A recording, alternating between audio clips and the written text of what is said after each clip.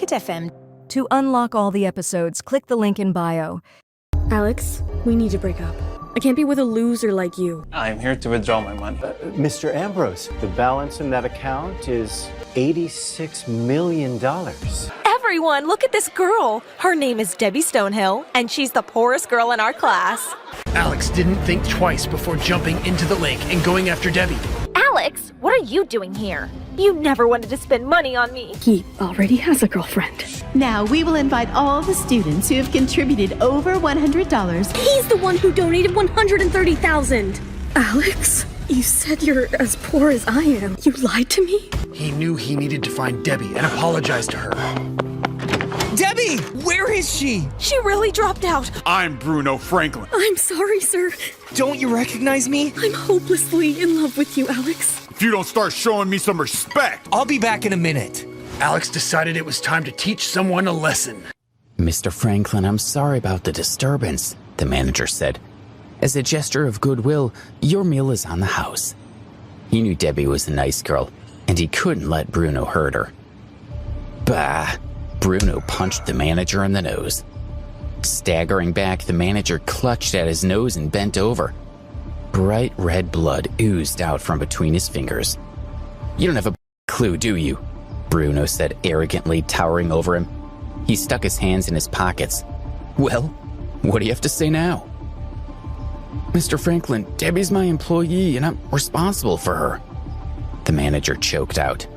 Scowling, Bruno raised his right foot and kicked him right in the head, knocking him to the ground. The manager spat out 2 teeth, and a cut on his head dripped blood down his face. Bruno didn't hold back. He lifted his leg, preparing to stomp on the man's face.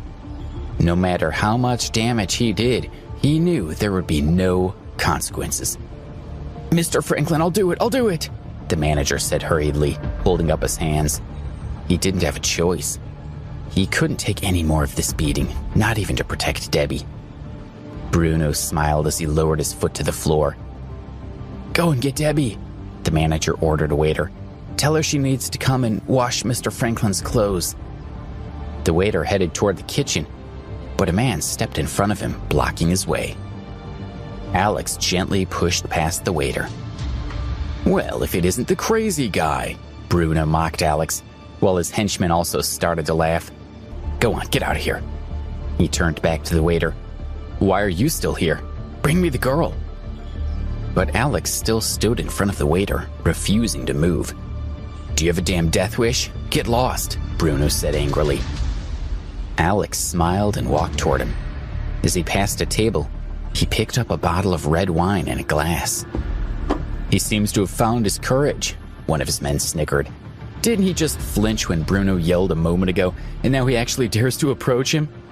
No, I think he's just found his brains, another man answered. Didn't you see him pick up the wine? He must be about to make amends by toasting Bruno or pouring him a drink. Bruno noticed that Alex didn't seem as angry as before. He thought after Alex gave him the wine, he would hit the kid a couple of times, and then maybe he would take him on as an underling. Might even be useful. As Bruno considered what he was going to do, Alex walked up to him and poured some red wine into the glass, filling it right up to the brim. You're an idiot, Bruno said, reaching out to take the wine. How am I supposed to drink this when it's so full? His hand never made contact with the glass. Alex threw the full glass of red wine into Bruno's face, and it hit him right in the eyes and went up his nose. He splattered and bent down, trying to get rid of it. Ugh! Bruno wiped his face. He couldn't open his eyes properly without them stinging, so he could only squint at Alex. I'm going to kill you! His vision was blurry, so he only saw a black shadow attacking him. Before he could react, he heard a smashing sound and felt a sharp pain across his forehead. More wine flowed over his face. This time, it was mixed with glass fragments. Ugh! Bruno screamed and collapsed on the ground. He touched his hand to his forehead, and it came back completely red. Alex was still holding the broken wine bottle in his hand, while the other pieces of glass were scattered on the floor. Why are you all just standing there? Bruno shouted at his men. Kill him! His men simply looked at him with troubled expressions, not daring to take any action. Alex's unexpected behavior had stunned them all, and they hadn't yet regained their composure. They were all staring at him with respect, not even daring to breathe too loudly. Alex casually threw away the broken bottle, shocking everyone present. Sneering, he walked slowly toward Bruno, who was growing scared.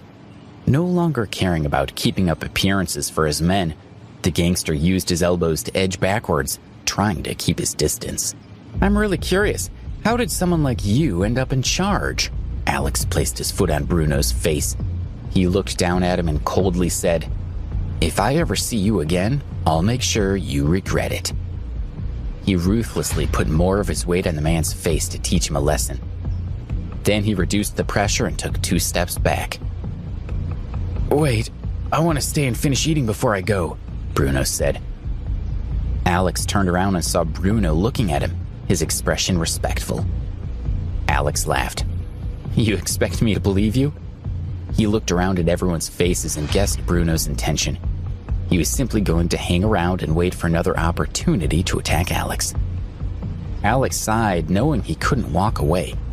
If he didn't completely defeat Bruno now, then it would cause trouble later. Not only for him, but also for Debbie and this restaurant.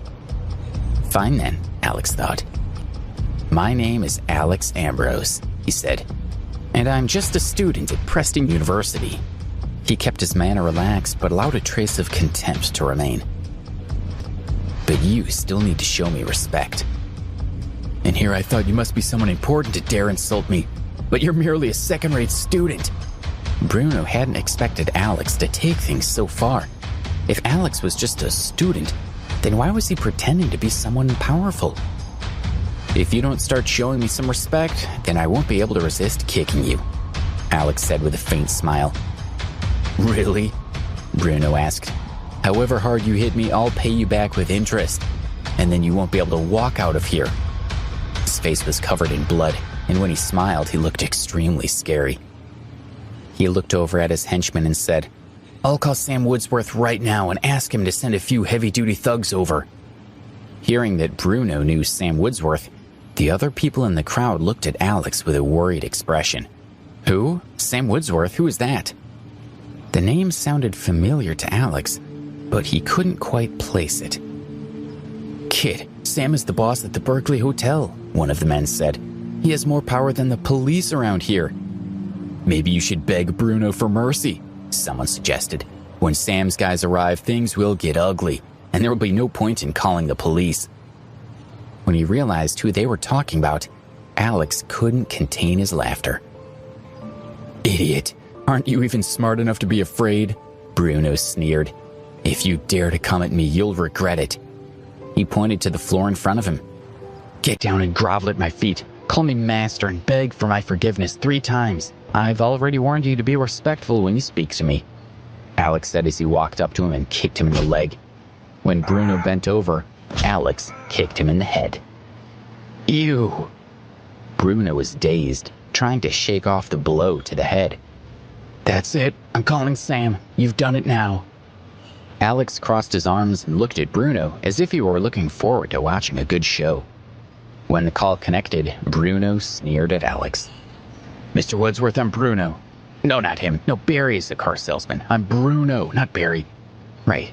Mr. Woodsworth, do you remember that night a few weeks ago? I was at your place and I was carrying a suitcase." It took a long time, but he finally got Sam to remember him. "Sorry for disturbing you," Bruno said, his tone respectful. "But I have a small problem. I was hoping you could send a couple of your guys to come here to deal with someone." "Who is he?" Bruno was only able to ask for assistance because he recently had given Sam some money. Sam definitely wouldn't help him deal with anyone powerful, but on this occasion, Bruno glanced at Alex and grinned. "Not some big shot or anything. He's just some student at Preston University, Alex Ambrose." Alex had been watching Bruno, and when he heard Bruno reveal his name, he couldn't help but burst out laughing, even though he had known what would happen. "Why are you still laughing?" Bruno demanded. He sneered at Alex as if he were nothing. Just as Bruno took a step closer, A roar came from the phone. "You hit Alex, Ambrose? You idiot! Do you want to die?" Bruno's ears were ringing, and his heart skipped a beat. "Mr. Woodsworth, what's wrong? What's going on?" His mind was in chaos, and his heart began to pound. Alex casually lifted the phone out of Bruno's hand. Bruno looked at Alex in a daze, not knowing what to say. "Mr. Woodsworth, don't worry. I'm not hurt," Alex said lightly into the phone. "In fact, Bruno here made an excellent suggestion earlier, and I think we should let him try it out." He glanced over at Bruno, who still didn't understand what was going on and was growing nervous. Alex listed Bruno's demands. "But I think he should be the one to do those things for me, don't you?" Bruno stared at him. "Mr. Woodsworth wants to talk to you," Alex said, handing the phone over. Bruno put his phone to his ear. "Hello, Mr. Woodsworth?" As he listened to what Mr. Woodsworth said, Bruno's heartbeat sped up, and he swallowed hard. By the time he had finished speaking, Bruno felt sick to his stomach. Every part of him trembled, and his legs felt weak. He wanted to kneel on the ground and beg for mercy. "Mr. Ambrose, I'm so sorry," he said. "I don't deserve to live. I offended you because I'm worthless and stupid. Please have mercy on me." What is the reason behind Madison's cruel behavior towards Debbie? What secrets is Alex hiding? And how will they impact his relationships? "Not so arrogant now, are you?" Alex looked at Bruno like he was "So I assume Mr. Woodsworth told you what to do, right? So, get started." "Yes." Bruno bit his lip so hard that it started bleeding. He straightened up, took a deep breath, and then lowered himself to the floor in front of Alex. "Master," he said, "I beg your forgiveness." He groveled again and said, "Master, please forgive my stupidity." And then, "Master, please forgive me." None of the bystanders mocked Bruno. Confused, they watched Alex with a mixture of respect, envy, and admiration. This handsome young man was so powerful. But who was he?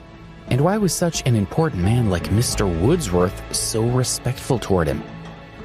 Alex looked down at the bleeding Bruno with a faint smile. He glanced around at the dirty floor that Bruno, and he felt a little sympathy for him. Still, Bruno had no one to blame but himself. Alex wasn't in the mood to watch him clean. Instead, he returned to the kitchen. Debbie had already changed her clothes, so he took her hand and they left the restaurant. Reunited now, they were happy to be together. They chatted and laughed, and everything seemed to be good again. Alex held Debbie's hand as they strolled along the streets of New York. Noticing how much weight she'd lost recently, a trace of tenderness rose in his heart. "Debbie, I won't allow you to suffer anymore." He lifted her hand to his mouth and lightly kissed it. "Okay," she replied meekly. Her heart filled with joy, but her stomach picked that moment to rumble loudly. She felt a little anxious about being back. He agreed, and they walked over to her favorite spot by the water. "Okay, sit here and wait for me. I'll go get some food and return in a few minutes." He smiled and ran off toward the cafeteria. "Wait," she called. "I'll go with you." But he had already run off and was too far away to hear her. She shook her head and sat down on the big rock. She looked out at the rippling surface of the lake, and for the first time in days, she managed to relax. "Well, if it isn't that little Debbie," came a cold female voice. Debbie shivered. She turned around and saw Madison and her two friends, Linda and Georgia, walking toward her. Alarmed, she quickly stood up. "It really is her," Madison said. With disdainful smiles, the girls moved closer. "Little, I thought you quit school, so why did you come back? Did you miss us too much? Do you want us to look after you again?" Debbie didn't dare provoke Madison. She just wanted to get away as soon as possible. "Hey, where do you think you're going?" Madison moved to block her path. "Is this how you treat your roommate?" Without Debbie around, they hadn't had nearly as much fun. Now that she was back, how could they resist toying with her? "Madison, do you think she came to find Alex?" Georgia asked. When Madison saw Debbie's expression, a trace of panic flashed in her eyes, and then her gaze turned vicious. She really is looking for that. When Alex had burst into their dorm, he had insulted Madison, and she wasn't going to forget that. She had originally considered getting someone to beat up Alex when he was off campus, but she hadn't expected him to hide in the dorm for so long and not come out. And she hadn't dared to go into the dorm after him. She smirked as her gaze swept over Debbie, and she realized she could use her to lure Alex into the open. She took out her cell phone, made a call, and asked someone to come out to the university. "You," she said, glaring at Debbie. "You're with that who dared to hit me when he burst into my dorm. No one gets to do that to me. No one bullies me. I'm untouchable. And yet he actually dared to hit me." She grabbed Debbie by the hair. "This is how he grabbed me the other day. And yet that treats you like something precious? Well, let's see how he feels once I'm finished with you." She slapped Debbie's face. Seeing Debbie try to get away, Madison felt extremely powerful. "Alex!" Debbie shouted. "Hey, that little calling for her." Madison laughed as she viciously tugged at Debbie's hair. "Come on, yell louder. I'll let you go if you scream. Do you think I'm afraid of that boyfriend of yours? Well, I'm not. To prove it, I'll beat him up in front of everyone." She slapped Debbie's face a few more times. Then she let Linda and Georgia hold Debbie, leaving Madison free to beat her. The commotion began to attract the attention of other students. Madison was well known at school. Everyone knew that she was connected to a gang, so they didn't dare to interfere. "Stupid," Madison taunted. "This is all because that loser of yours hit me." She turned to her friends. "Bring her over here." She watched Georgia and Linda pull Debbie toward the lake, and then they pushed her face into the water. "You stink," Madison signaled what she wanted from Linda and Georgia, who sneered at Debbie. Both girls exerted force to push Debbie's head further into the water. After 10 seconds, they pulled her head back up. Before she could even take a breath of air, Madison slapped her. "Do it again," Madison ordered. Once again, the moment Debbie came out of the water, Madison struck her hard. Between the cold water and the stinging slaps, Debbie's face was red. Her entire body was drenched, and water was inside her ears and nose. She was suffering. The other students couldn't bear to watch any longer, but none of them stepped forward to stop it. Poor Debbie was pushed into the water again. Time passed. 10 seconds. 20 seconds. 30 seconds. Georgia and Linda began to pull Debbie out, but stopped when Madison yelled, "No, not yet." 40 seconds. 50 seconds. 60 seconds. Little bubbles appeared on the surface of the lake, and Debbie's hands frantically thrashed, sending water flying everywhere. "Keep going," Madison yelled, her eyes bright with excitement as she watched. She was enjoying every moment of this. 1 minute and 10 seconds. 1 minute and 20 seconds. Debbie stopped thrashing about and turned her head to look at the two girls holding her down. "Madison, we have to go," Georgia said. "She's really in trouble." "Keep going," Madison demanded. "Don't worry, if anything happens, I'll take the blame." She felt giddy with happiness. Debbie went still. "What happened? Is she dead?" Someone whispered. "If we didn't help her, does that make us accomplices?" Came another whisper. "A normal person can hold their breath for 2 to 3 minutes," someone said. "She won't die. And if she does, then it's her fault for having weak lungs." As the crowd talked among themselves, a deafening roar came from nearby. "Let her go!" Alex threw away the burgers he was carrying and ran toward the lake, knocking over a few of the onlookers as he rushed into the water, dragged her out of the water. "Debbie, are you okay? Answer me." Alex stared at Debbie, anxiously waiting for her to speak. Her face was pale, and there were no signs of life. Alex couldn't stop shaking. It seemed as if she was already... gulped. She looked as if she was already dead. "Debbie!" Alex held his hand below her nose, checking to see if she was breathing. A chill traveled down his spine, and his heart skipped a few beats. He couldn't feel a single breath. Feeling numb, Alex carried her over to the grass, gently put her down, and began attempting to resuscitate her. He breathed air deep into her mouth and pressed against her chest. "Debbie, you can't leave me," he thought. You haven't eaten the burger I bought for you, and I wanted to sit by the lake and watch the sunset with you. You haven't met my family yet, and I haven't taken you to Madison Park for dinner." He breathed for her again, then again. His face was turning red, and he started sweating. Even his veins had started to bulge from the strain. He kept going for 10 minutes, but Debbie still wasn't breathing. She just lay there on the grass, not moving. He refused to stop. Tears flowed from his eyes, but he still kept trying. If she didn't wake up, he would simply continue until he died of exhaustion. "You idiot, the little already dead. It's time to give up." Madison hadn't intended to kill Debbie, but there was nothing she could do about it now. Luckily, Debbie was just a nobody. Madison's family would pay someone a little money and she would avoid jail. It would all just go away. Alex stopped, finally realizing it was hopeless. He looked down at Debbie's face, a strange sense of calm settling over him. He gently put Debbie on the ground, stood up, and turned around to look at Madison. Then he began to walk toward her. "What are you doing?" Madison looked at him. His expression was completely devoid of emotion. She retreated step by step in fear. "Don't come any closer, I'm warning you. If you touch me, you'll regret it." He continued to advance on her. No one noticed that Debbie, who was still lying on the grass, had moved one finger. What drives a person to seek revenge, even if it means putting their own life at risk? Dive into the world of Alex Ambrose, a young man consumed by his desire for vengeance. "Stay away, don't you dare touch me." Madison was scared. After all, she had killed Alex's girlfriend. But she had a reputation to protect. If she ran away in front of so many witnesses, she wouldn't be able to show her face around here again. Alex walked up to her and slapped her hard. Blood dripped from her split lip. She wanted to hit him back. Keeping his grip, he started to move toward the lake. Alex yanked hard, and she stumbled, falling to the ground. Alex tossed her into the lake, just as she'd had her friends do to Debbie.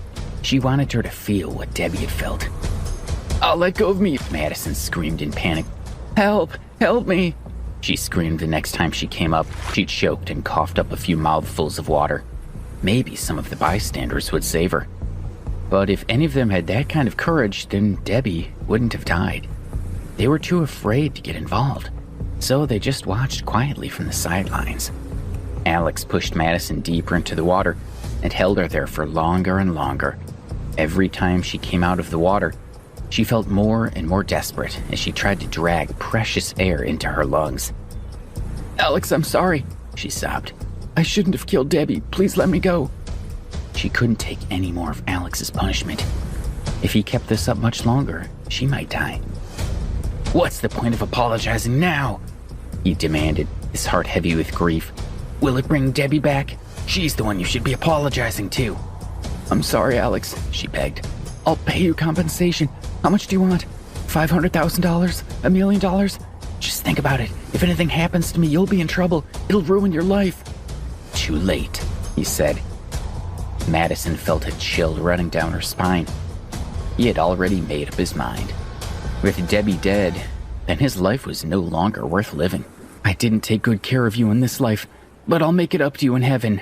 Wait for me, I'll be there soon." By this point, Madison had already been under the water for a minute.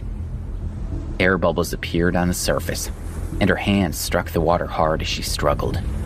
She fought much harder than Debbie's previous attempt.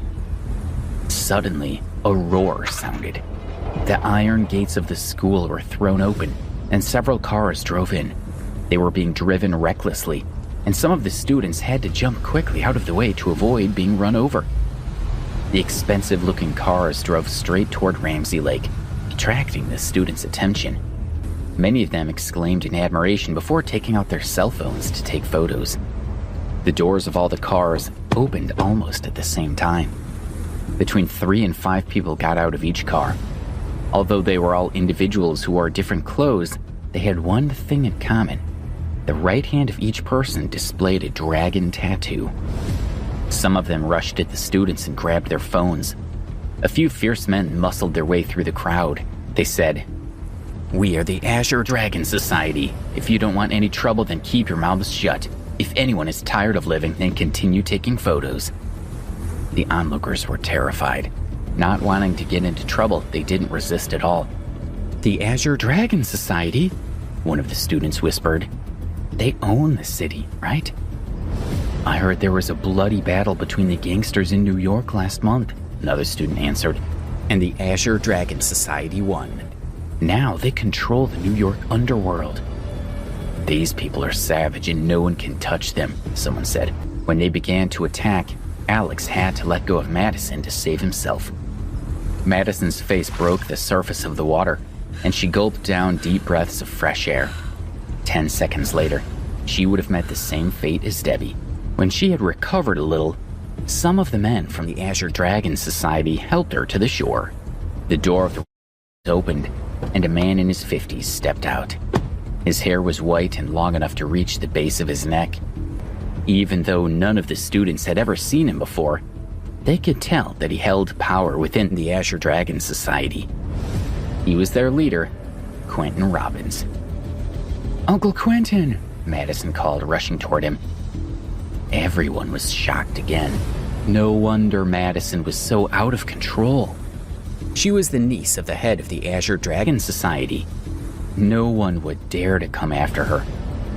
Madison hugged Quentin as she cried, "Uncle Quentin, if you would have come a little later, it would have been too late. That just tried to drown me. I need you to help me." "Don't cry, Madison." He lightly patted his niece's back. "If he dares to bully you in my city, then he must be tired of living. I'll deal with this for you." His eyes flashed with fury as he looked at Alex, who was still fighting with 3 men in the water. Alex wasn't weak, and his determination to get revenge for Debbie made him even stronger. One of the men fell into the water, and Alex didn't hesitate to attack. Even though they hit him, he didn't back down, managing to hold his own. Alex also suffered a few injuries, but he didn't care. He only had one thought. He made his way toward her. She was standing beside Quentin, but Alex ignored him. "Uncle Quentin, he's coming over. See that look in his eyes? He wants to kill me. Help me kill him first," Madison said fearfully. "Don't worry," Quentin reassured her. He tilted his head slightly to the side, and one of his men pulled out a black pistol, loaded it, and aimed right at Alex. When they saw the gun, some of the students stared in fear, while others took a step back. But Alex acted as if he hadn't seen it. He was focused on Madison as he continued to stalk her. Quentin was surprised. He raised his hand and pointed at the man with the gun. "You, shoot him." Bam! A gunshot rang out. "Ah!" Alex screamed and fell to the ground. He covered his right arm with his hand. Seeing Alex fall to the ground made Addison extremely happy, and her anger began to drain away. When they heard the gunshot, everyone was scared and people began to scream. Alex lay on the ground for only a few seconds before he got up. He held his bleeding arm as he continued to walk toward Madison. Quentin grew even more surprised. He scowled. This kid was challenging his authority. "If someone killed the love of your life, would you let them go?" Alex asked coldly. He hoped that Quentin would let him deal with Madison. But it wasn't going to be that easy. Quentin looked at Madison in confusion. She told him the truth of what happened, and he glanced at Debbie lying motionless on the grass. He sneered. "She's no one. You don't understand." Alex was still moving closer. Quentin was becoming annoyed. He raised his hand again and shouted angrily. The gunshot rang out again. "Oh!" Alex lurched to the right. He held his bleeding leg tightly and closed his eyes against the pain. Quentin nodded with satisfaction. "That's what happens when you don't listen to me," he thought. "Who do you think you are? You're a stupid kid who dares to challenge me. Well, this is where it gets you." Quentin's smile faded when he saw Alex starting to crawl toward him again. leaving a red trail of blood behind him. The surrounding people were also moved by Alex's bravery. For a moment, they forgot their fear and hoped that Alex would succeed in avenging his girlfriend. Their hearts filled with both pity and hope. "Do you really think you can kill me?" Madison said, coldly looking at Alex on the ground. She took the gun from one of the men, pointed it at Alex's head, and said, "Since you love Debbie so much, why don't you join her?" She stepped back, and her finger began to squeeze the trigger. What unexpected turn of events will save Alex from certain death at the hands of Madison? Will the arrival of a mysterious group be enough to tip the scales in Alex's favor? Alex looked at Madison, who was pointing the gun at him. He felt depressed. "I'm useless," he thought. "I told Debbie I'd protect her for the rest of my life, and now I can't even avenge her." "Go to hell," Madison said with an evil grin. But just as she pulled the trigger, a bullet hit the pistol, knocking it from her hand. As a result, her shot missed Alex and hit the grass. Madison cradled her hand in shock. "What's going on?" Quentin wondered if it might have been a stray bullet from one of his men, but when he looked at them, they were looking around at each other. No one knew what had happened. Quentin was shocked. Even if his men had fired, how could they have possibly hit Madison's gun? Who was responsible? The sky became darker. Is it going to rain? Quentin wondered. Everyone raised their heads to look at the sky. When they saw what was happening, they stared in shock. 6 helicopters flew above them, carrying a huge black curtain. It was impossible to estimate the exact size of the curtain. "Is this a military exercise?" someone asked. "What's that curtain for?" Quentin rubbed his chin as he stared at the helicopters in the sky. They looked really cool. "I'm the boss of the New York underworld," he thought. "I should really buy myself a helicopter." The sound of the helicopters grew louder. They stopped above Quentin and then started to descend slowly, battering everyone with the wind they created. Some of the smaller students could barely stand. "Ah!" Students were afraid that one of them might land and injure them, so they scattered like rabbits. Dozens of men from the Azure Dragon Society stayed put. They were the bosses of the New York underworld, and they ran from no one. The 6 helicopters lowered the black curtain, blocking the sunlight, and landed around Quentin. The choppers all turned on their lights, and the Azure Dragon Society found themselves standing within a semi-enclosed space, unable to see what was happening. They were dumbfounded. What was going on? Quentin was panicking. He had only been the boss of a New York underworld for a month after going through a bloody battle. It wasn't common knowledge yet, so why would the military be looking for him? Several men jumped out of the helicopters and rushed toward the people from the Azure Dragon Society, who wanted to resist, but they knew they were no match for their opponents. Screams echoed in the darkness. Some of Quentin's men had their arms broken, some had their legs broken, and others had been knocked unconscious. In less than 2 minutes, every member of the Azure Dragon Society was lying on the ground. Only Quentin and Madison remained standing, completely stunned. The Azure Dragon Society was the strongest gang in New York, and yet they had been defeated so easily and so quickly. With all his men down, Quentin could clearly see the people who had defeated them. 10 men were left to guard the gang members, while the remaining 6 people rushed over to Alex. There were only 16 of them, but they had defeated 65 members of the Azure Dragon Society. The newcomers appeared to be in their 20s, and they were dressed in identical black clothes. They were all tall and sturdy. One man tore off his shirt and bandaged Alex's wounds. He helped him to sit on the ground and then kneeled beside him. "Mr. Ambrose, we are the 3rd squad of your family's security team. I'm sorry we're late." "At least my family hasn't left me to die," Alex thought bitterly. His family was one of the most powerful in the world, and they would always vigorously protect their members. Each area where members of the Ambrose family lived had a security squad assigned to them. Squad 3 had only been alerted to Alex's dangerous situation a short time ago. When they had informed the Ambrose family, they'd been instructed not to interfere unless Alex's life was in danger. As a result, Squad 3 had arrived late. "It's fine," Alex said. "I don't blame you." All he could think about was... His gaze shot toward her without a shred of emotion. Faced with the consequences, she deeply regretted killing Debbie. She was so scared that she almost wet herself. She started to mumble, "I don't want to die, please don't kill me." "Mr. Ambrose, did she injure you?" asked the chief of Squad 3. Before they had left, the squad had been instructed to not allow Alex to do anything rash, so that they would need to have good reason for committing murder. "No, but she killed my beloved Debbie." Alex looked over at Debbie's corpse in grief. The chief frowned and signaled to one of his team members to check it out. "She's not dead," the man called as he squatted next to Debbie. "She's still breathing." "What?" Alex tried to rush to her, but 2 team members had already carried her over to him. He held his hand under her nose and felt a puff of air. His heart leaped in relief. "Quick, take her to the hospital," Alex instructed the team. He watched as they carried her onto one of the helicopters. Madison was even more relieved than Alex.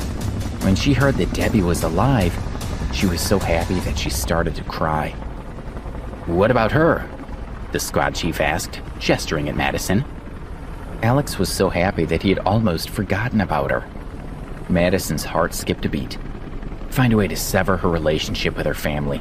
If Debbie didn't die, then Madison could be allowed to live. Madison gaped in shock. She couldn't live on the streets. Separated from her family, she wasn't sure she would survive. She would be dead within a week. But she knew that was all the mercy Alex would show her. Alex turned his gaze on Quentin. Despite living in the underworld for so many years, Quentin was actually shivering with fear when he looked at the young man. These people have caused enough trouble. Cripple the Azure Dragon Society and prevent them from controlling the underworld. If they try to rebuild, kill them all immediately, Alex said lightly. Yes, sir. For them, destroying the entire city's underworld was easy. Quentin didn't even dare to breathe. He was just glad that no one had hit him. The security team helped Alex into one of the helicopters, and then they all slowly rose into the air. Fortunately, their luxury cars were still there, Quentin and his men wanting to hide in them and escape. But before they reached the cars, one of the helicopters came back down and banged into the vehicles. Each one of the luxury cars became nothing more than scrap metal. My car, Quentin thought. Quentin and his men could only run toward the university gate. When they reached the street, they tried to hail a taxi. People took pictures of them. The photos of Quentin and the others were quickly posted on various social networking sites. Everyone wondered why so many men had been attacked at the same time. No taxi wanted to stop for them. In the end, they could only walk the streets of New York. Wherever they went, people gawked and took pictures. Meanwhile, in the helicopter, Alex had fainted due to his injuries.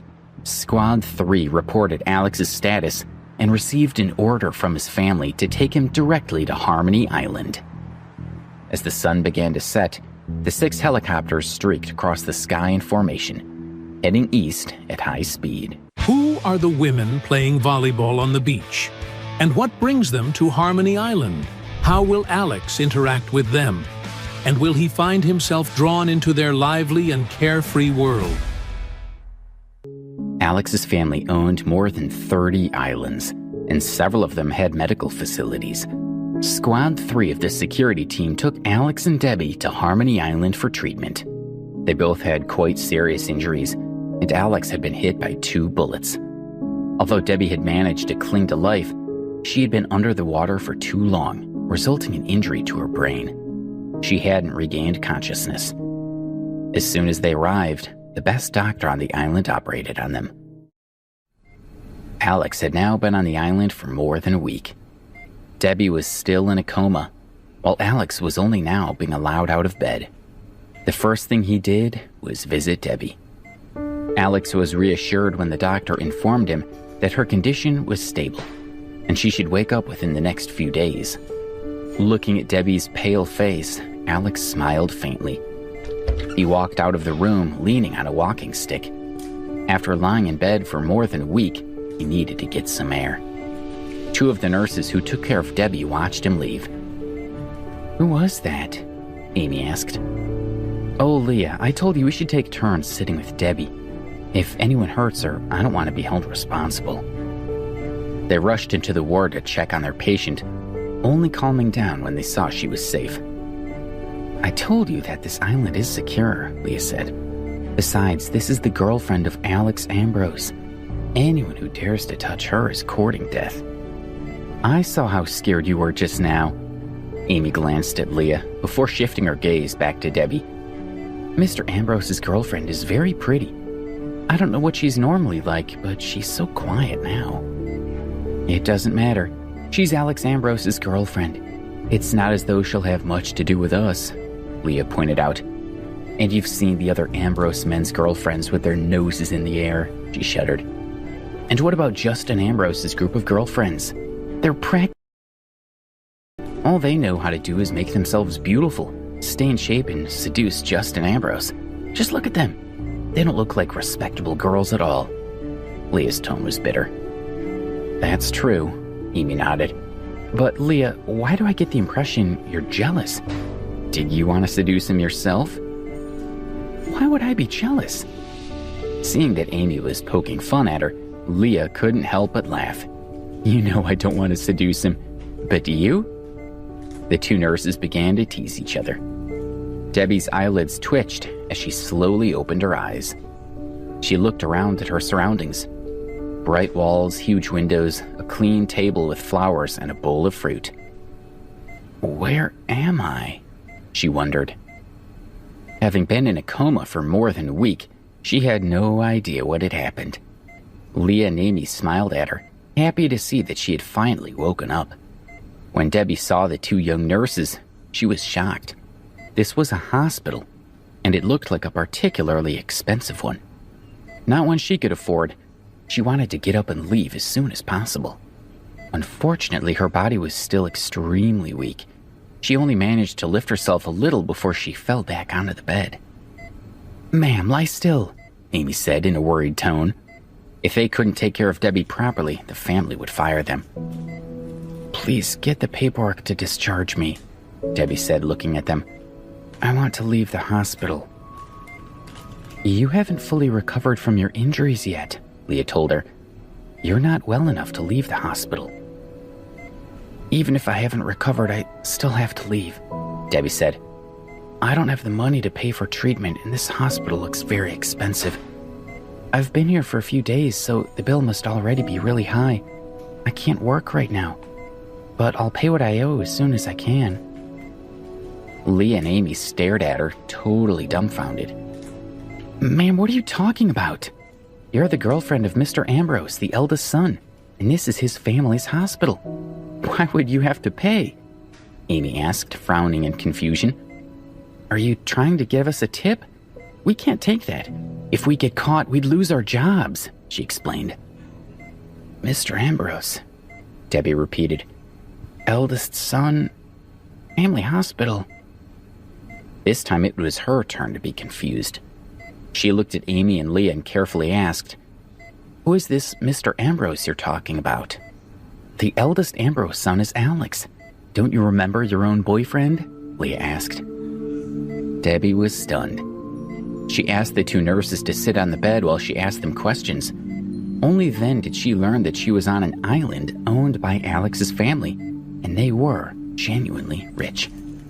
She remembered Madison and her friends holding her under the water, and when she'd been dying, she'd heard Alex shout.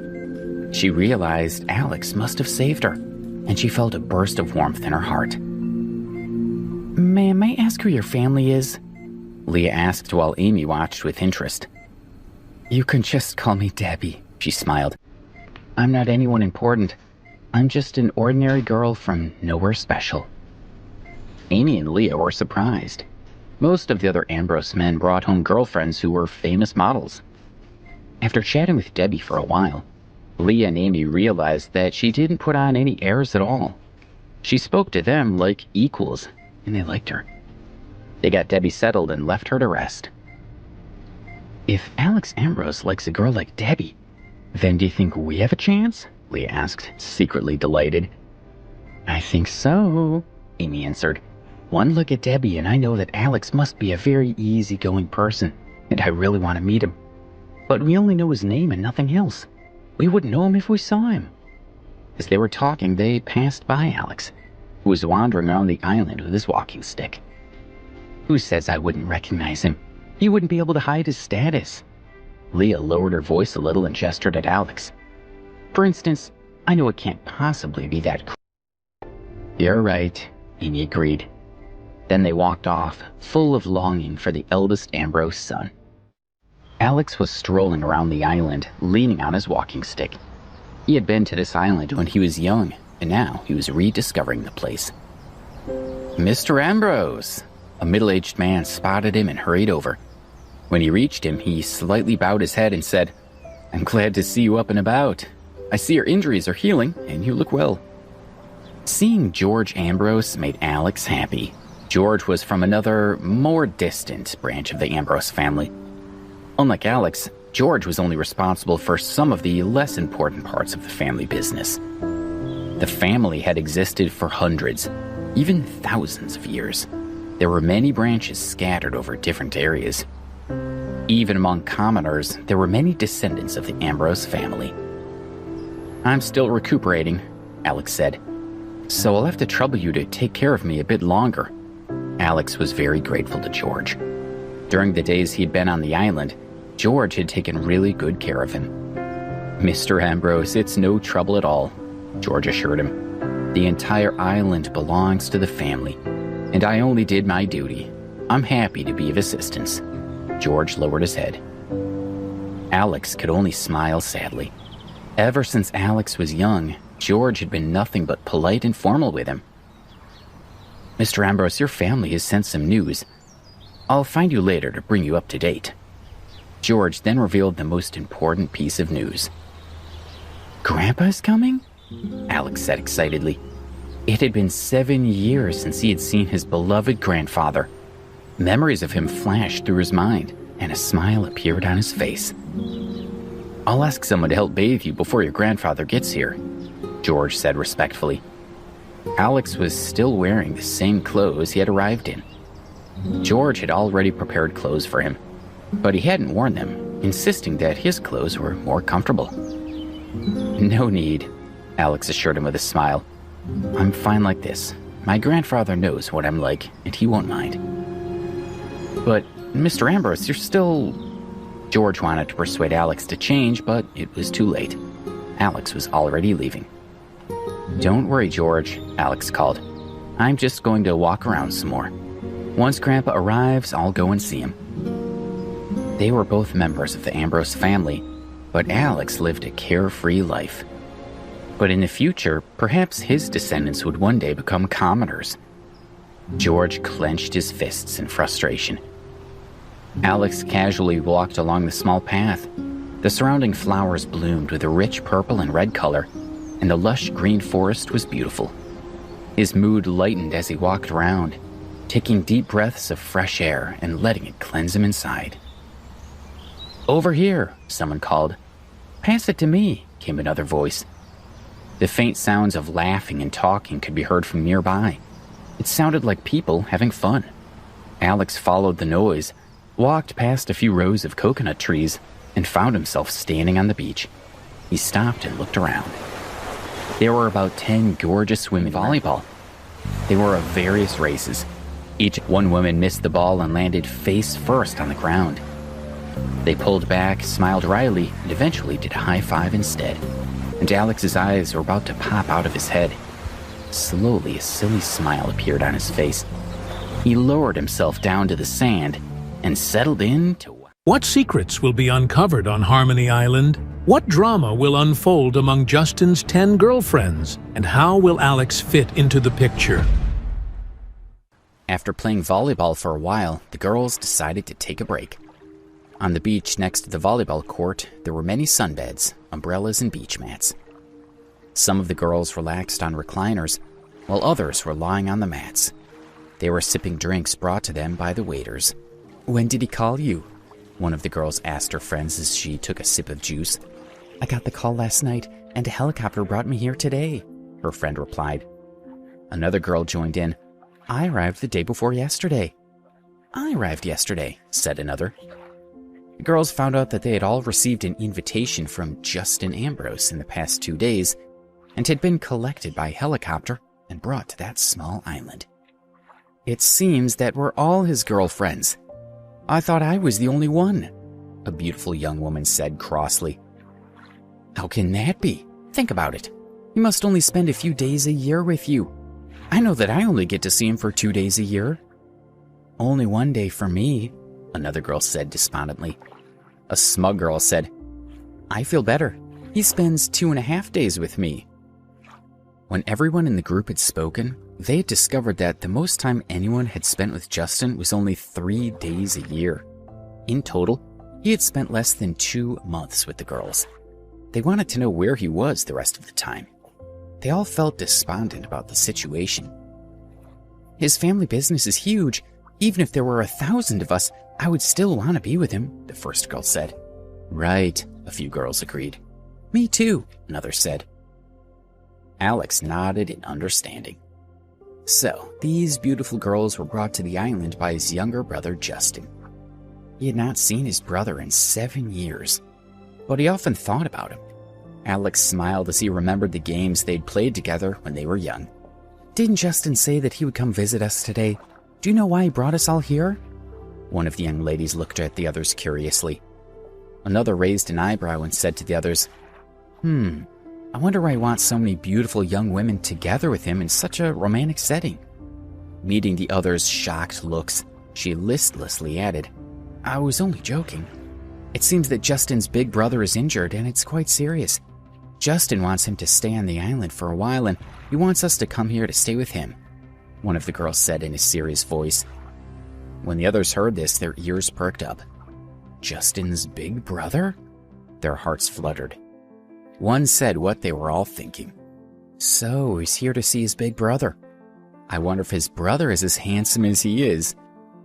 If I can't have Justin to myself, then maybe I can have his brother.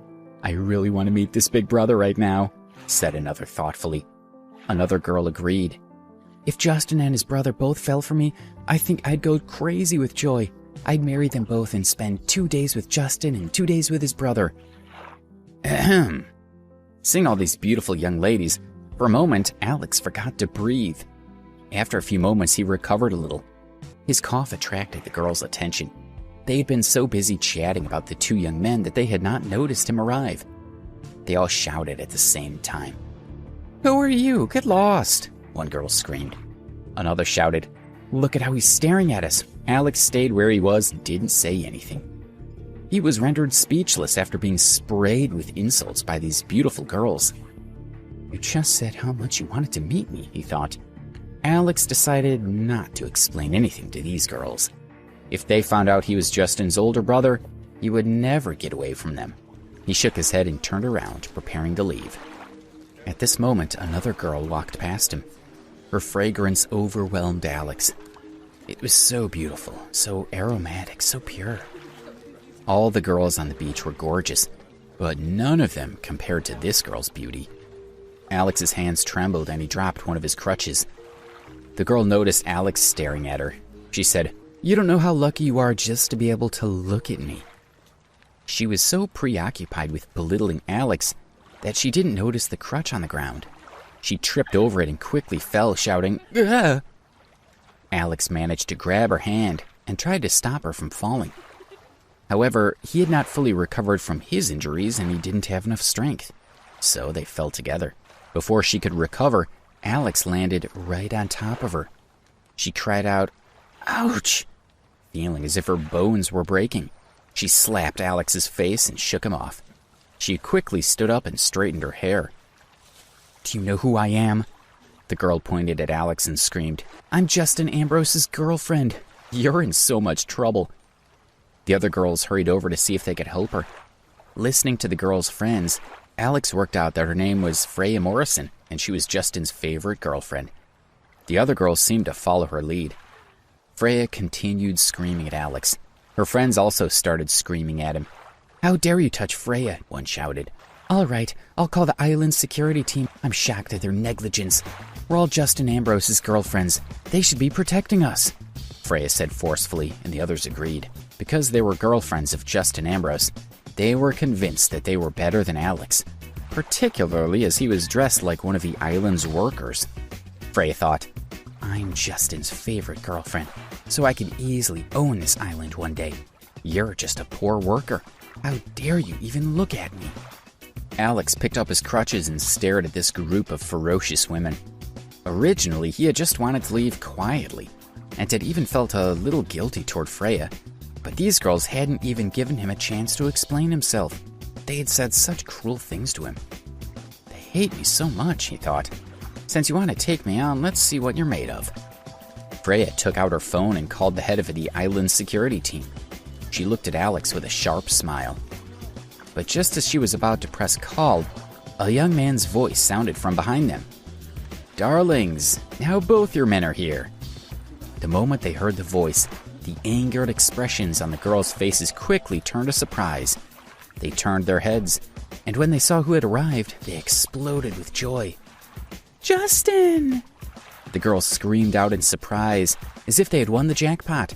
They quickly forgot all about Alex as they rushed over to Justin. Alex was suddenly alone.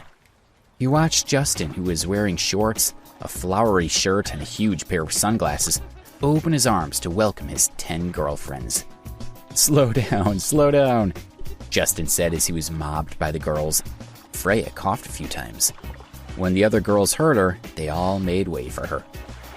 "At least Freya still has some etiquette. Look at all of you. You're acting like victims of a famine," Justin said as he looked at Freya, who was standing opposite him. Freya shyly walked up to Justin and raised her head to look at him coyly. She put her hands around his head and kissed him deeply. "Justin, you're finally here. That just insulted me," Freya said with a sob, and then looked toward Alex, who was not far away. She rested her hand on Justin's shoulder to support herself as she said, "It's him. Just now, he put his hand on me. Justin, you have to teach him that he can't touch me." Another girl joined in. "Yes, not only did he touch Freya, but he was also watching us. Justin, please help us," said another. Justin was also angry. He walked toward Alex angrily and said, "Hey, you really have some guts. How dare you touch my girlfriend? You're Alex!" As he was staring at Alex, the realization came over him. He finally recognized this man. He was the older brother that had taken care of him when he was young. What role did Ken Stokes play in Alex's life? And why is Alex so determined to help him? What will happen to Ken now that he's been fired? "I'm relieved that you finally recognize me," Alex patted Justin's shoulder. "Big brother, is it really you?" After hugging Alex for a long time, he finally stepped back. The beautiful young women were watching everything. One of them stammered to her friend, I heard something a moment ago. Did you hear him say big brother? Did you hear that?" She turned to look at the others and saw that they were as shocked as she was. They had been waiting to have a good laugh at Alex's expense. They didn't dare to think about what they had just done. The thought of it was too alarming. As the two of them chatted about their childhoods, they walked over to Freya and the others. Freya lowered her head and said timidly, "I'm sorry, Mr. Ambrose. I was blind. I didn't mean to offend you." "I'm sorry too, Mr. Ambrose," another girl said. "We were wrong," a few of them cried out in unison. "We're so sorry." All 10 girls apologized to Alex. At this moment, Justin remembered all the bad things that the girls had said about Alex. He pointed at the group and said sternly, "Do you know who Alex is?" Alex relaxed as he watched his brother defend him. When Justin became angry, the girls shuddered. "Justin, we were wrong. Please forgive us this once," they cried. Alex looked at the group of girls and said with a smile, "Nah, these women are all your girlfriends, and they're beautiful. They were just a little rude." The girls were thinking, the older brother Alex seems to know how to be compassionate. One by one, they stood up and walked away with reluctant hearts. "How did you become so full of yourself?" "Oh, right, our family didn't make you go through the poverty test like me." Since Alex had left the family 7 years ago to take the poverty test, He had received no news or updates about his family members. "I'm not, Alex. I've got no desire to be the head of the family.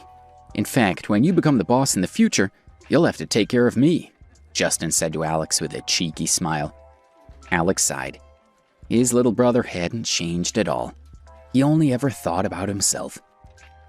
"Hey bro, I heard from Uncle Frank that you brought your girlfriend here. Why don't you take me to see my future sister-in-law?" Justin said while rubbing his hands. "All right." Alex was about to go with Justin to find Debbie when George Ambrose walked over quickly. "Alex and Justin, your grandfather's arrived. He's currently at the Seabreeze restaurant. He's waiting to see you, Alex." "Grandpa's here." Alex was a little excited. He looked at Justin and said, "Let's go see Grandpa together." Justin smiled and said, "Alex, you go yourself. It's you that Grandpa really wants to see. Besides, I get to see him all the time." "All right, Debbie's in room 304. Go meet her," Alex replied, then followed George toward the Seabreeze restaurant. An elderly but animated and healthy-looking man sat at the wooden table. He was Lincoln Ambrose, the patriarch of the Ambrose family. Behind him stood a man wearing casual clothes. It was Ken Stokes, the boss of the East Coast division of the family business, who had hosted a banquet for Alex at the Plaza Hotel. Lincoln looked at Ken and thought, the Ken Stokes I know was always chattering merrily and was admired by everyone.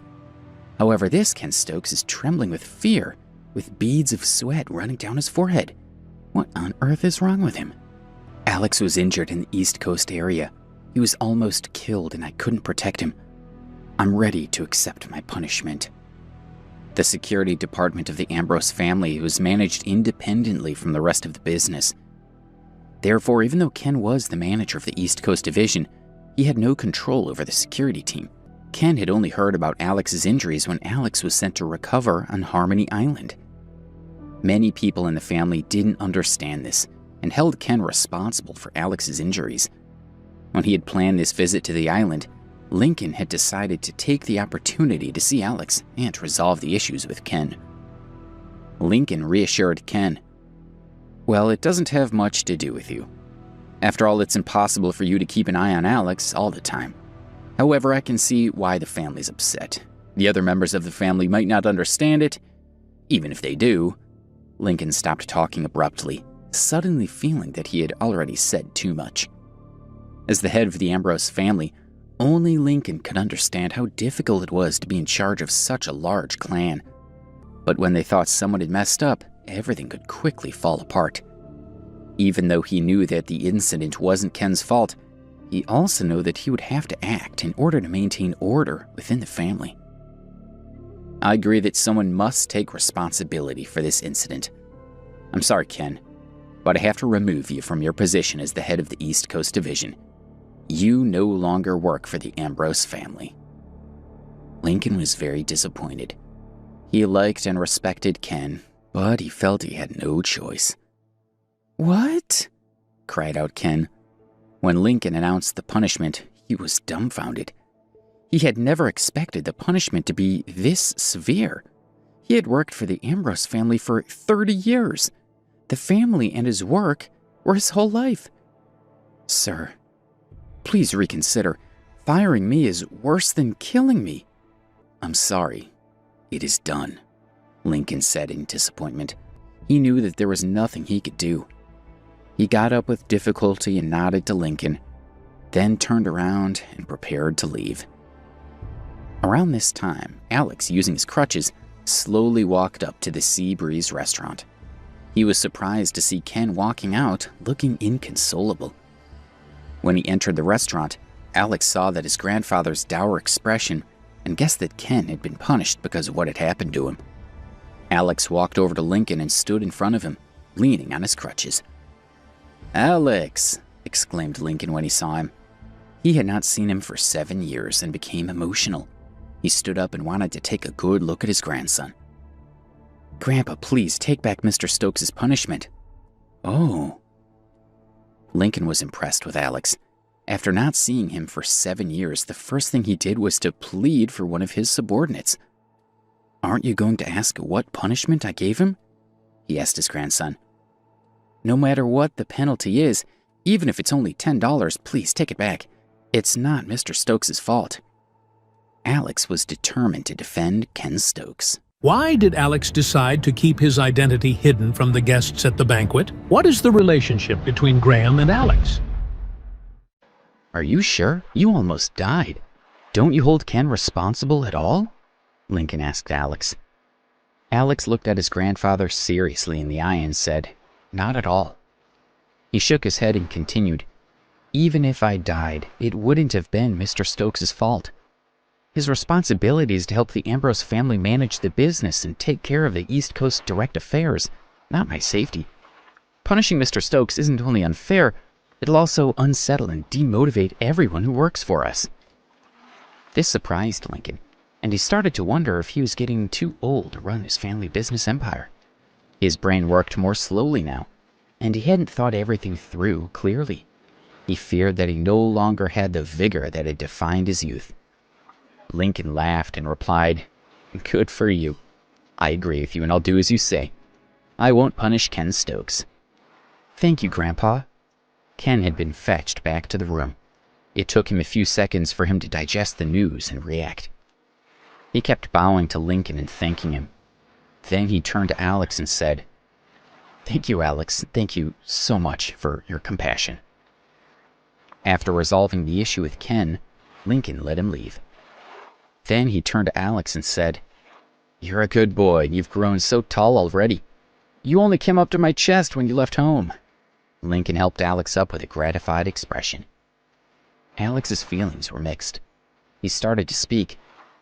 "Grandpa." He looked carefully at his grandfather. He noticed that his grandfather had become old. The wrinkles on his face had increased, and his gaze was no longer as sharp as when he was young. Hearing the words "grandfather," the elderly man felt joy in his heart. He sat with Alex at the table and asked him about his injuries and all about the last 7 years. He said to Alex, "Now that you've passed the poverty test, you don't need to study at Preston University anymore. I'll send you to an internationally renowned school to study. Tell me, Harvard, Oxford, which university do you want to attend?" Alex shook his head with a faint smile. He replied, "I feel that Preston University is pretty good. I'd like to continue studying there." His grandfather disagreed. "At Preston? Child, you must understand that in the future, you will inherit unimaginable wealth. Your other brothers are already studying in the most outstanding universities abroad. Do you really want to stay in a place as small as Preston University?" "Who said that a first-rate university abroad would suit me better than Preston? At least, I don't think it would." Alex shrugged. Lincoln was satisfied with Alex's answer. He responded, "Good, you have guts. You are indeed my grandson." The grandfather and grandson talked for more than an hour at the Seabreeze restaurant before Alex took the initiative to leave. He knew that Lincoln came to see him, but also that his grandfather managed the affairs of the whole family and must be extremely busy. Lincoln stood in front of the window, looking at the scenery in the distance with a self-satisfied smile. "You seem to be especially pleased with Alex. Do you like him more than your other grandsons?" the man behind Lincoln asked him respectfully. Lincoln was slightly startled. He had never thought about it before. He slowly looked at the man. "Brandon, you've been by my side for almost 10 years. What do you think of Alex?" "Alex is modest and loves his girlfriend. He doesn't pursue power or fame. This is the difference between him and your other grandsons. It's also his advantage." Brandon bowed slightly as he spoke. "Advantage?" Lincoln asked with a faint smile. "Forgive me, I said too much," Brandon said with humility. "Oh, you don't have to be afraid. There's nothing you can't say to me." Lincoln's gaze turned outside the window again. "I'm very aware that my body's getting old. In the next few years, I will definitely have to choose my successor as the head of the Ambrose family. Alex does indeed have an advantage in terms of personality and quality, but there's still time. No one can really predict what will happen in the future." Leaving the Seabreeze restaurant, Alex had headed straight for Debbie's room. By this time, Justin and Debbie had gotten to know each other quite well. The cheerful Justin was impressed with her. Seeing that Debbie had finally woken up, Alex was pleased. "Alex, Where did you find such a delightful girlfriend? Tell me so I can go find one too. Justin grinned as he asked Alex, while Debbie smiled shyly. If not for the fact that Debbie was already Alex's girlfriend, Justin would have done his best to woo Debbie for himself. It took another 20 days for Alex and Debbie's injuries to heal completely. Justin had only been with them on the island for a week, but he had started feeling restless and lonely and decided he needed to leave the island and get back to his life of boozing, partying, and women. That day, Alex and Debbie also agreed that they should leave the island and return to school. In a private helicopter, they flew across the sea toward New York. This month has been like a dream. I didn't expect your family to be so big, Debbie said as she looked at the clouds outside the window. I told you before, you just didn't believe me, Alex said with a smile. After recuperating on the island for the last month, Debbie's face had filled out. She was still wearing her beige dress and looked even more beautiful. At 6 in the evening, the helicopter slowly landed on the helipad. Alex pulled Debbie to the roadside and looked for a taxi to take them back to school. Just as he was flagging one down, his phone rang. The screen told him that it was Wayne Wing, one of Sam Woodsworth's assistants from the Berkeley Hotel. Mr. Ambrose, I heard that you've left Harmony Island. Have you arrived in New York yet? Yes, we just landed, Alex replied. Wayne continued. Good. The East Coast Division Manager of Foreign Trade, Graham Sterling, wants to treat you to dinner at the Plaza Hotel tonight. Last time when Mr. Stokes invited you to dinner, he was away visiting the United Kingdom and was unable to join you. He only returned yesterday. Alex thought for a few seconds. All right, then I'll go this time. But I don't really want to have to attend these social events right now. In the future, if he wanted to join his family's management team, this kind of social interaction would be necessary. But he wasn't at that level yet. He didn't want to waste too much time on this kind of thing. Excellent. I'll inform him now and I'll send you his phone number. After ending the call, Alex pulled Debbie into a taxi and they headed straight for the Plaza Hotel. The taxi pulled up in front of the hotel and Alex and Debbie climbed out. They noticed quite a few luxury cars pulling up at the entrance. A doorman wearing formal attire was opening the door for the owners of the vehicles. Alex listened to a few of the customers as they passed and learned that they had all been invited by Graham too. Alex frowned slightly. He had assumed that the meal would just be for him, Debbie, and Graham. He hadn't expected so many people to be invited. He stepped to the side and called Graham, asking him to come out and speak with him immediately. A few seconds later, a middle-aged man in a smart suit came out of the hotel. When he saw Alex, he walked over with a smile. He had seen Alex's photo before and recognized him without any difficulty. Alex, you've come. Come in, please. I've arranged everything. And I've invited some of New York's elite business owners to welcome you here, Graham said with a shy smile. He even smiled at Debbie, who was beside Alex. That made Debbie nervous. Graham had never come into direct contact with anyone from the Ambrose family, so he felt very honored that Alex had accepted his invitation. He thought that Alex would surely appreciate the opportunity to meet so many important people. His only concern was that Alex would think that he had not invited enough people to be worth his time, so he was still a bit anxious. As they were speaking, a gentleman who had climbed out of a luxury car saw Graham and walked over. It's a great honor as always that you've invited me to your party. Who's this? The young man had seen Graham bow toward Alex and greet him with a respectful smile. He could not figure out who this young man was. This is... Graham cleared his throat, but just as he was about to introduce them, Alex beat him to it. Pleased to meet you, I'm Adam Childs. Alex extended his hand toward the man. If he had been well known in New York, hiding his identity would have been impossible. Adam Childs? The man looked puzzled. He had never heard of such a person. What do you do? Never mind that, the guests are all here. You should hurry up and join everyone. Graham had been carefully observing the situation.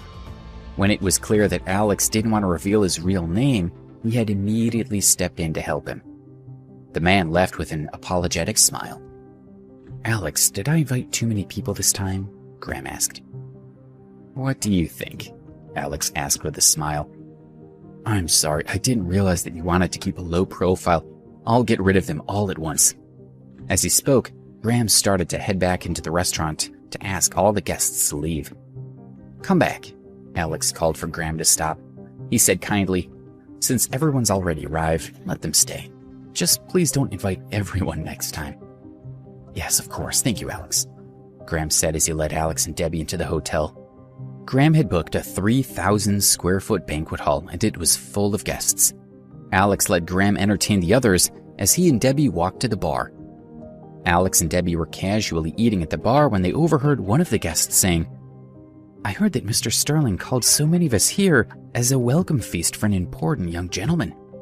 Who do you think is worthy of the boss's attention?" "It can't be Walter Flint, right?" his companion replied. "Impossible.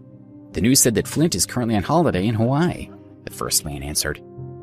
"Whoever it is, it'll be someone like Flint. I'm sure we'll get a chance to take a good look at him later. We should take the opportunity to meet important people like him." Debbie secretly smiled at Alex. "Do you still want to hide your identity? It sounds like this Graham has already told everyone about you." Alex could only grimace. While everyone was chatting, Graham walked to the front of the stage and said into the microphone, "All right, please take a seat, everyone." The guests began to look for places at the table to sit. Unfortunately, there were no fixed seating arrangements because the banquet had been organized in such haste. Alex pulled Debbie with him, and they sat at the table farthest from the stage. A couple sat down beside them. The young lady who sat beside Alex said sweetly, "Hi, my name is Kathy Fairweather. Nice to meet you." When she saw Alex's face, Kathy stopped speaking abruptly.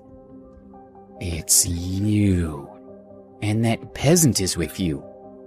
Kathy had attended the banquet with Billy Wilde. She knew that most of the people there were wealthy, and she was very keen to meet them. She wondered to herself, how on earth did this pair of paupers get themselves invited to the banquet? What is the significance of the diamond necklace, and why did Kathy want it so badly? What is Kathy's motivation for revealing Alex's true identity?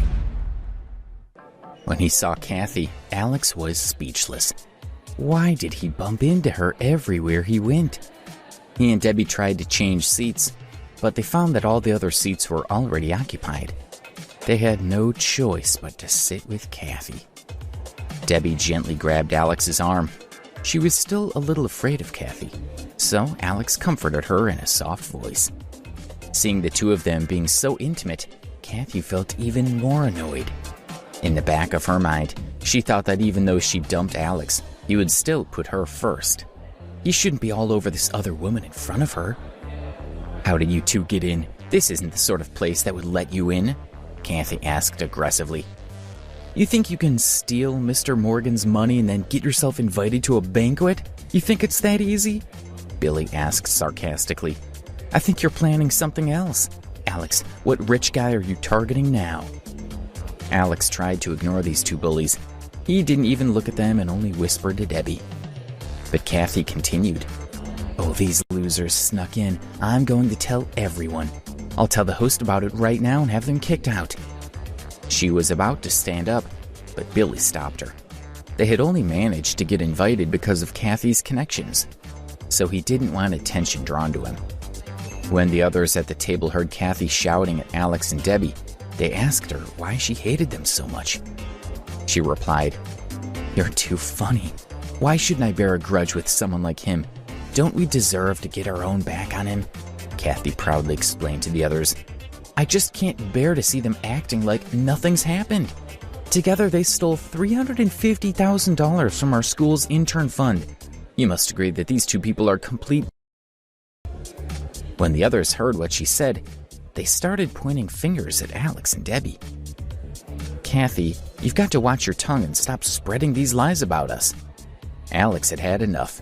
How could he enjoy his meal with Kathy making these accusations again? Seeing that she was finally getting a reaction out of Alex, Kathy's anger grew. She shouted at him, "Wow, you stole $350,000 of the school's money. Why don't you just admit it? Why do you think you're better than everyone else? Everyone should know that you're a shameless thief who stole $350,000 and gave the money to..." "You shameless Alex. I was just talking about you.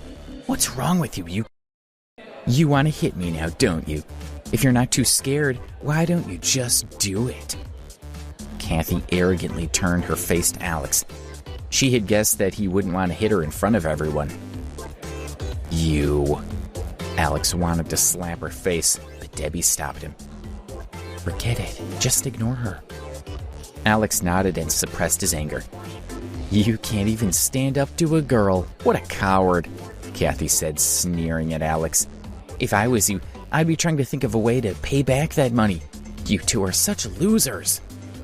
Kathy rolled her eyes and punched Alex viciously in the chest. Alex couldn't take it anymore. He slapped. Billy quickly helped her up.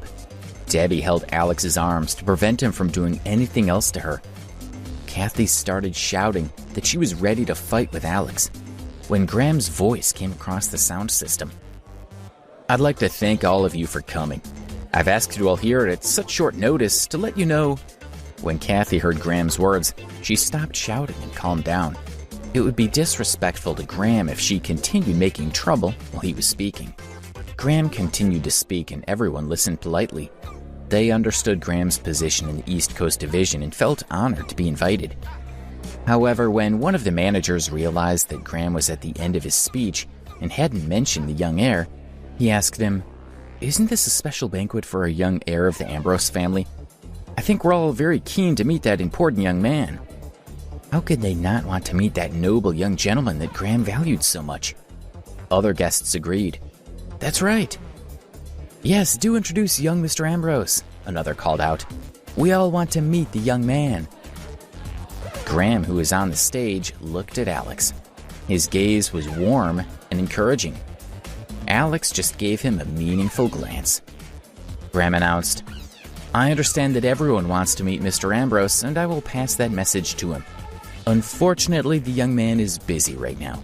He did just come to the banquet hall, and he was extremely pleased to see how many people were here, but he already had to leave. In the silence when Graham had finished speaking, everyone heard a groaning voice from one of the tables. Stupid, Kathy grumbled. Billy was trying to placate her. Kathy cursed Alex as her anger grew. Perhaps she couldn't blame everything on Alex, but she felt if he had not been there, somehow she might have met the mysterious Ambrose heir. Alex was like a jinx. All right, in order to make up for everyone's disappointment, we're going to have a lottery. Anyone here could win, Graham announced loudly. He explained the rules to everyone. Each guest had their seat number. Shortly, the screen would display some random numbers, and whoever's number appeared would win the prize. With Graham being a senior manager in the company, the rewards were, of course, expensive and desirable. The least valuable rewards were an phone and an emerald bracelet worth $50,000. The best prize was a diamond necklace worth $200,000. Graham had his assistant show everyone the necklace. It was sparkling and indescribably beautiful. The eyes of everyone present, especially the women, lit up. Although she knew that her chances were slim, Kathy still had a glimmer of hope in her heart that she would win this diamond necklace. 15 minutes later, all the prizes except the diamond necklace had been given out. Many of the guests had won prizes, including Kathy, who had won an emerald bracelet. However, she wasn't satisfied with her prize. Although the bracelet was pretty, it was worthless in comparison to the diamond necklace that she had her heart set on. However, when she looked at Alex and Debbie, who hadn't won anything at all, she felt much better. She fiddled with the emerald bracelet on her arm and nonchalantly said, This bracelet is really beautiful. I'm sure people will be jealous. Debbie looked at Alex. He smiled and comforted her. It's all right. That bracelet looks like it belongs to an old spinster. You? Kathy choked on Alex's words. She looked at the bracelet and thought that it did look like an old lady's bracelet. She took it off. On the screen, they were already drawing the final prize. The numbers were rolling onto the screen. 7. The first number came out. It was table number 7, Alex's table. All the guests at this table became excited, especially Kathy. If she could get this diamond necklace, she would be ecstatic. It was worth over $200,000. Plus, then she would have won 2 prizes, and when she came on stage, she would hint to her boss that she was a lucky charm who could help the company make a fortune. Just as Kathy's imagination was running away with her, the second number appeared. 1. At the same time, the third number began to scroll. There were 12 people at each table, and the second number was 1, which meant that the winner would either be 10, 11, or 12. Alex was 10, Billy was 11, Kathy was 12. Kathy's excitement increased. She felt the shining necklace beckoning to her, and she saw that all eyes were focused on the three of them. "It's me, it's me, it's me," Kathy muttered under her breath, as if she was trying to control the numbers with her mind. But on the outside, she pretended not to care, because she knew that everyone was looking at her. The numbers started to slow down, and Kathy's hands were entwined. The numbers were getting slower and slower. 2. It was Kathy. She stood up excitedly. Billy also stood up. The two of them embraced. After hugging for a while, Kathy wanted to say a few polite words to the other guests. But then her eyes were pulled to the big screen again. To her horror, the number didn't stop there, but it continued to scroll. The 2 disappeared and a 0 appeared. Kathy's heart plunged. "It's Alex's fault," she thought. "Why did the numbers change again?" One more time, Kathy urged under her breath.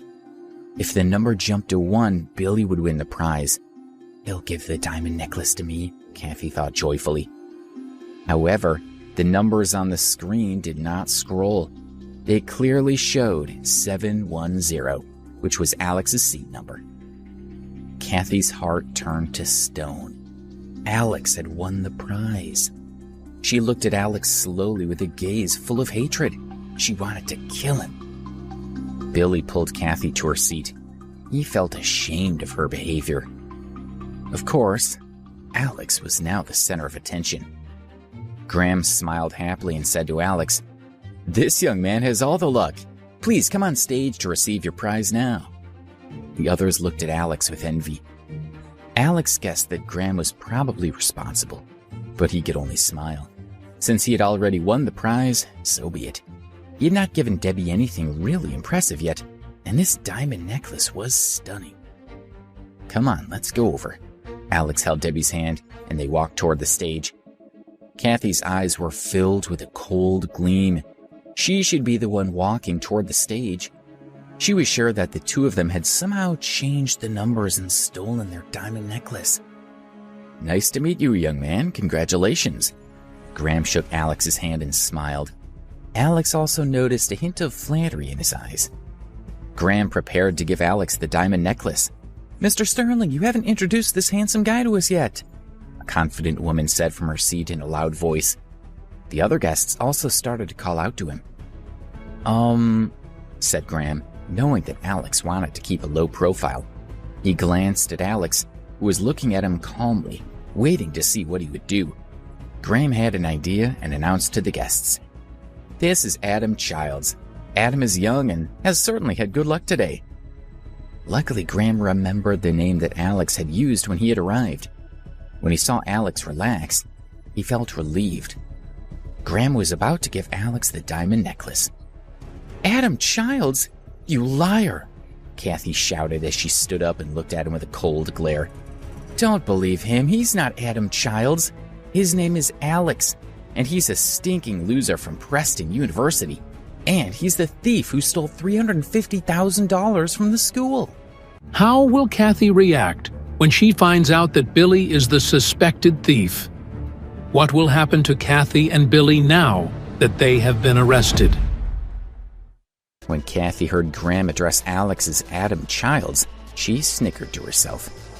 Adam Childs, she thought. What nonsense. But wait a moment. Why is that name so familiar? Oh, right, it was that rich student from Minnie's live broadcast room. Kathy finally understood that Alex had used a fake identity to get himself invited to the banquet. It's just that he never expected Billy and me to be here, and he never thought he'd be lucky enough to win a diamond necklace. Alex, you're so pleased with yourself for winning the prize, but just wait. I'm going to expose you right now and get you put in jail. As expected, Kathy's shout caused a huge uproar. Alex sighed. Now Kathy's caused such a ruckus, it's going to be even harder to keep under radar. Everyone's going to want to know who I am, and as part of the Ambrose family, it'll be really difficult to keep my identity hidden, he thought. For now, I'll just try to deny it. Miss, what are you talking about? I don't understand. Alex took the microphone and said blandly to Kathy, Hey, you're still pretending to be rich, aren't you? In front of so many decent people? Tell them who you really are, Kathy answered aggressively. Mr. Sterling already announced who I am. Since it seems that you didn't understand, I'll tell you again. I'm Adam Childs. If you really are Adam Childs, then tell me, which company are you from? Kathy wanted to expose Alex. I don't need to answer your questions. I have business here worth $350,000 with this company. Alex's expression became increasingly serious. $350,000? You've got the audacity to talk about $350,000 when that's the amount you stole from the school. Are you completely... Kathy assumed that Alex had blurted that out thoughtlessly in a moment of desperation. Then it's easy to find out the truth. Let Mr. Sterling tell us if you really have a $350,000 business here, or are you just spouting nonsense to all of us? I'll soon prove that you're up to no good. The others also focused their attention on Graham. Deep down, they were also suspicious of Alex. Mr. Childs and I do have a business worth $350,000. In fact, within the next 2 years, we'll have another business worth $5 million, Graham said to the guests at the tables. How is this possible? The smile on Kathy's face froze. At that moment, her mind was in turmoil. Why is Mr. Sterling colluding with Alex? Where did Alex get the $350,000 from? It can't be true. Everything must be a scam. It's Alex's doing. No, please don't believe Alex. I have his photo on my phone. He stole $350,000 last month. I have pictures to prove everything. Look. Kathy opened her cell phone and showed Alex's photo around to the other guests. However, the others didn't even bother to look at the photos. They trusted Graham and had taken his word as truth. They had no more doubts. Is this girl mad? One of the guests asked. A well-dressed gentleman said, She thought she had won the necklace just now. I think this girl is just jealous. His wife agreed. You're right. What a girl. The necklace is expensive, but it's not acceptable to maliciously hurt someone else to get your way. Young lady, please stop messing around and sit down. Graham frowned and said to Kathy. Kathy was determined to make her point, but she was pulled down by Billy. Graham was already angry, and it would be extremely humiliating if he had them physically thrown out by security. Kathy sat down and used her phone to call 911. Let the police find the truth. Graham took the necklace from his assistant and handed it over to Alex respectfully. Thank you, Alex said calmly, supporting the necklace with his hands. He turned to Debbie and said, We've been dating for a bit now, but I've never given Pocket FM. To unlock all the episodes, click the link in bio.